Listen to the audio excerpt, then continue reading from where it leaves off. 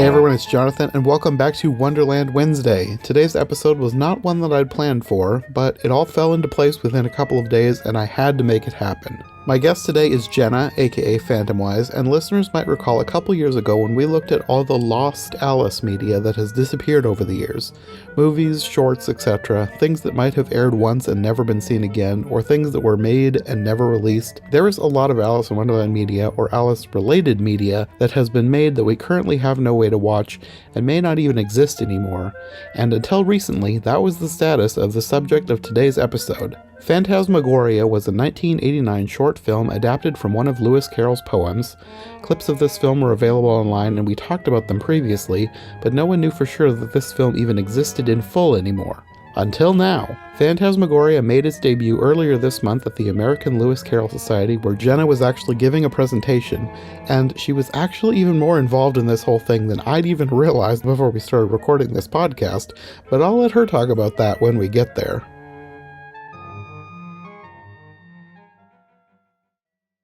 Before we get into the short itself, can you give some backstory on what this is? We talked about it briefly in another episode back when it was kind of a lost short, but in case people haven't seen that. Yeah, we have those few clips at the time. Yeah. So this is a student short film. The director made it as part of her graduation project.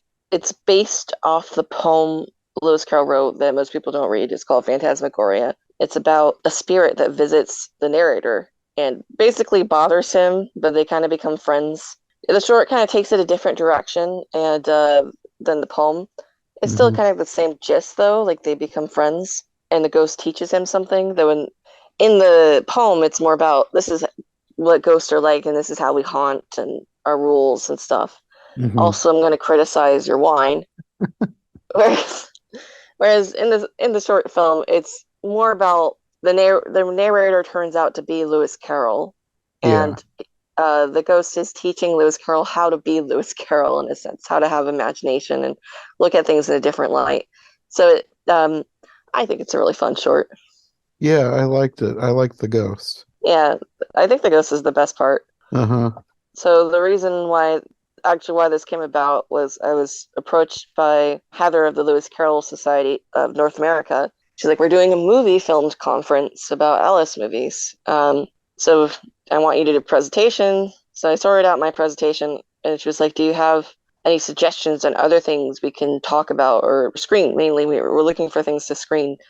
And I said, hey, you guys were meant to screen Phantasmagoria from 1989 at the Lewis Carroll conference because there was this huge conference like 1990 of both the American and English societies having a joint conference at Oxford, at Christchurch. It was a very cool conference, and they were supposed to screen this, but the projector malfunctioned and they weren't able to.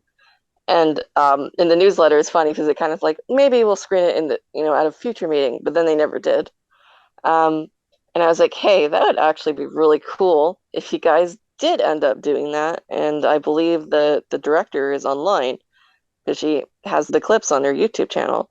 And first Heather was like, you're not talking about the Marilyn Manson Phantasmagoria, right? I was like, no. I didn't. No. I found that when I was doing some research yesterday. It's like, what is this? Yeah. And I was like, no. This one's totally different. And I was able to show her the clips. And I guess she took that back to the society, and I guess they really liked what they saw, and they really wanted to do it, especially because of the connection to the past meeting. And they got in contact with the director, Tiziana, and Tiziana was like, I would love to, but I don't have the film reel. It should be at the London Film School, though. So they go to the London Film School. It's like, you have Phantasmagoria, we would like it. And they go, yeah, we lost it. We lost the final cut, but we still have the rough cut. So it's kind of a rough draft version.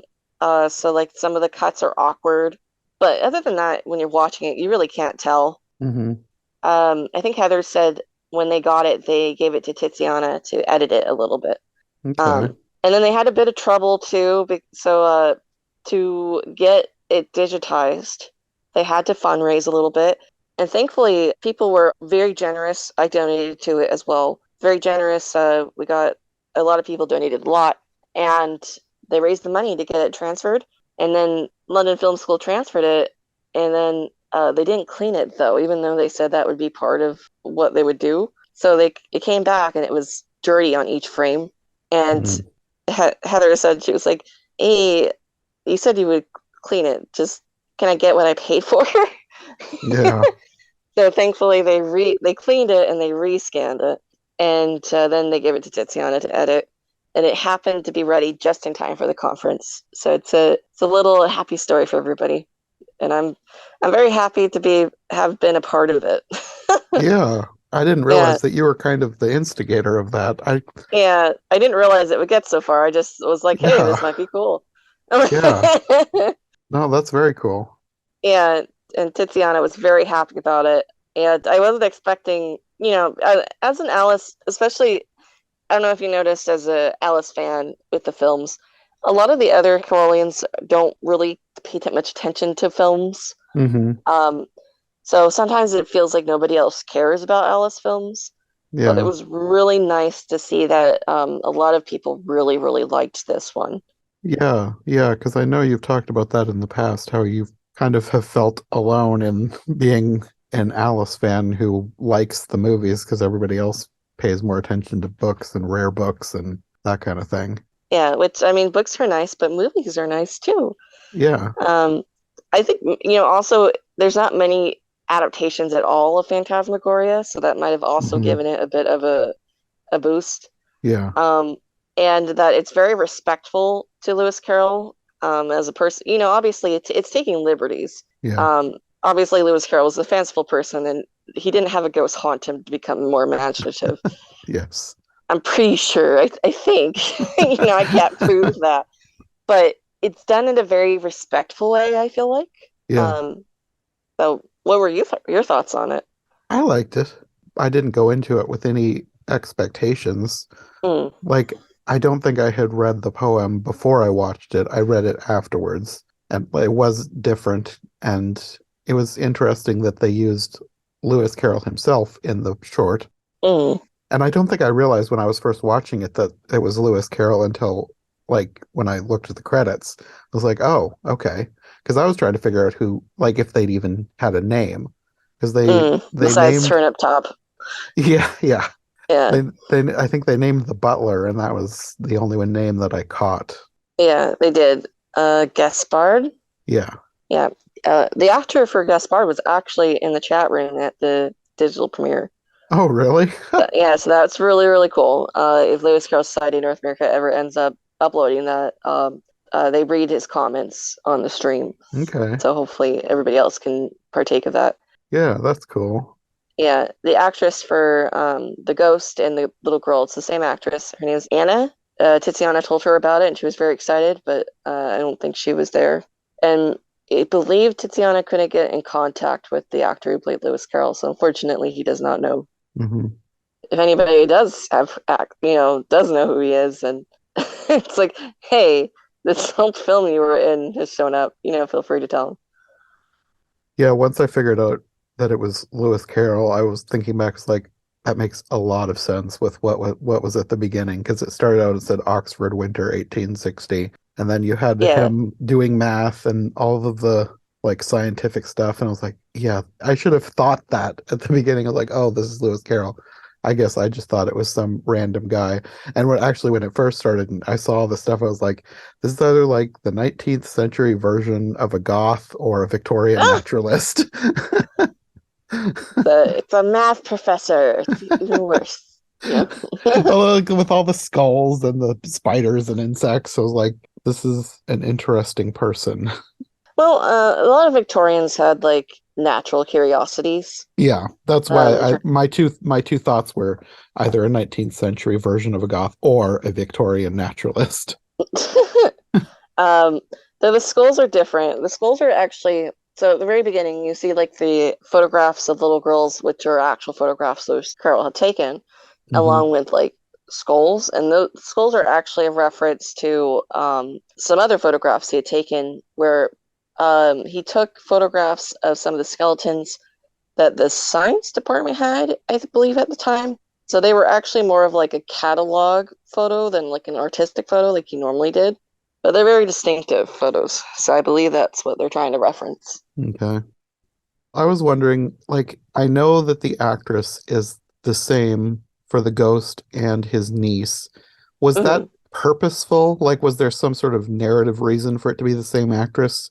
Or was it just like a convenience thing? Because I didn't realize at first, and then after you go through the movie and then she comes back, I was like, wait a minute, is that the same actor playing the niece and the ghost? And then I was thinking, is that supposed to mean that the niece was pretending to be a ghost? That's I don't actually think that was the case, but that was I something wondered. brought up at the digital premiere. It was kind of it's almost like because you would presume it's Alice, right? It's almost like Alice decided to haunt him because he wasn't spending time with her. um, Tiziana, you would have to ask her for that, and she is on YouTube, so you could, whether that was a convenience thing or not. But she did say something about she felt it was a very feminist film because I forget exactly what she said, but she said she felt it was very feminist because the ghost is teaching a man something, I guess, in a way. So that might be part of it. So it makes me think it's purposeful, but I would have to defer that to her, Okay. defer that question to her. I guess I didn't think of it in that way, but it is 1800s, so that would be out of the ordinary to have a woman or a female ghost teaching a man something. Yeah, well, the ghost seems non-binary to me, so it's Well, I also wondered about that because he called the ghost a fellow, but it's obviously yeah. played by a woman. So Hmm. I wasn't sure like if the ghost was supposed to be a fellow or if he just calls people fellow, because I don't know what maybe the context for fellow was different back then. I don't know. Fellow man? I don't know. I don't um, know. I They don't know. didn't ever specify. I don't think it was supposed to be a big deal. It crossed my mind. Personally, when I saw it, the ghost gave me a non-binary kind of vibe, which I liked. I mean, Yeah, probably. I don't but think that it. said, in the '80s when they filmed that, non-binary wasn't as much as a thing as it is like now. Yeah. Well, Um, it wouldn't have been so back in the 1800s either. They yeah, wouldn't have had so a word for that, I don't think. yeah. Well, I mean, I think in the poem, like in the context of the poem, it's definitely a guy. Um, Yeah. and then when you adapt that, if you want to make it a bit more strange, like he's a guy, but he sounds like a girl, it makes him different, I guess. But anyway, in terms of Tiziana, I mean, she did say she felt it was a feminist film, so maybe she viewed the ghost as a girl. I would assume so. Yeah, especially with saying that. So I think she probably viewed the ghost as a girl. I should also say she didn't write the script. I don't think she wrote the script by herself. I think she mentioned she had other script writers with her. So someone might have put fellow because maybe it's like from the poem. Hmm. But that doesn't necessarily agree she mean that she viewed them as a fellow. Yeah. Yeah. And I absolutely love Anna's performance as the ghost. It's Yeah, she was perfect. great. She was great. Yeah, she was the best thing in the whole thing. Yeah. Just like all her lines are perfect, all her facial expressions are perfect. I love when she's doing the math problem and she's what are you doing? Stop it. And she's got this like mischievous smirk. You know, Yeah. it's like obviously with that kind of smirk you're thinking, oh, she's like crossing stuff out. But really she's like, ha ha, I'm smart. She had some great lines. Like after that, she says that she's undead, not brain dead. Yeah, that's a good line too. That was another line that was mentioned in the digital premiere, that it was an original line, but it fit in perfectly and it was very Hmm. clever. The part where she makes the wine old is brilliant as well. Hmm. Um, There's also a nice reference to Through the Looking Glass there, talking about the memory going only backwards. It's yes, a poor sort of memory that only goes backwards.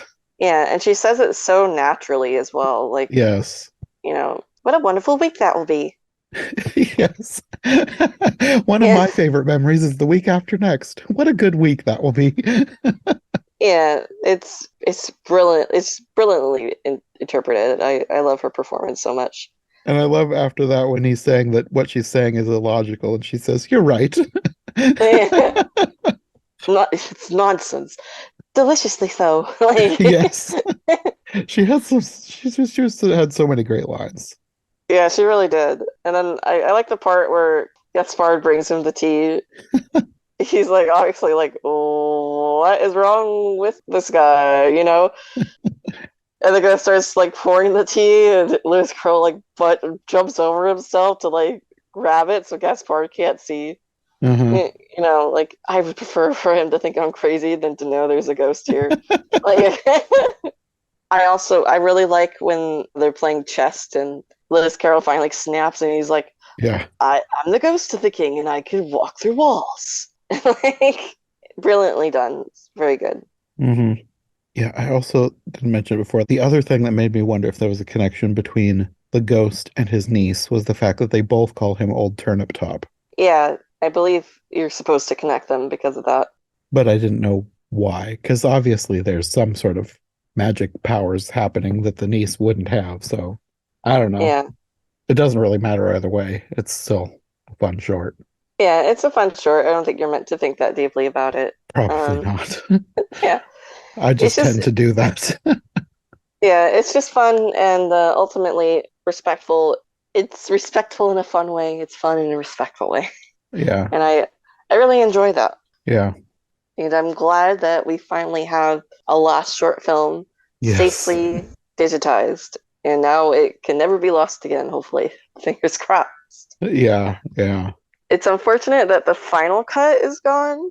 Well, the fact that they still had the footage and could make a new cut is better than you would get for most lost films. Yeah, like, we're very lucky that they did still have the rough cut. Yeah, yeah. Anyway, it was a dream come true, and I'm glad it happened. Yeah, and it's also very cool that you got to be involved. Yeah, I really didn't expect for that to happen. Yeah, that's just really awesome. Yeah, thank you. Okay, well, I think that's going to be all for this one. A short one. It just kind of, well, it was a short anyway, so. It's a short film, a short review for it. Yeah, it's kind of a last minute idea to do a podcast on it, but it'll be cool if more people get to know this short. I'll have it linked in the description for anybody who wants to watch it themselves. Let's get this to if you search up Phantasmagoria film, this is what you get, not the Marilyn Manson stuff. Let's get it up there. That's what I was, because I didn't even know about the Marilyn Manson one. So I was searching Phantasmagoria just to see if I could find any other info before we recorded. I was like, what is this? Apparently that one didn't even get made, though. I wasn't sure exactly what was going on. It doesn't sound like it ever was made. I've heard some conflicting things, like some stuff was filmed, at least enough for the trailer. Yeah, like they had a trailer which was received poorly, so they gave up on it. Yeah, that's what I read. That strikes me as very strange, but yeah, obviously Marilyn Manson. I don't know how it works for Marilyn Manson.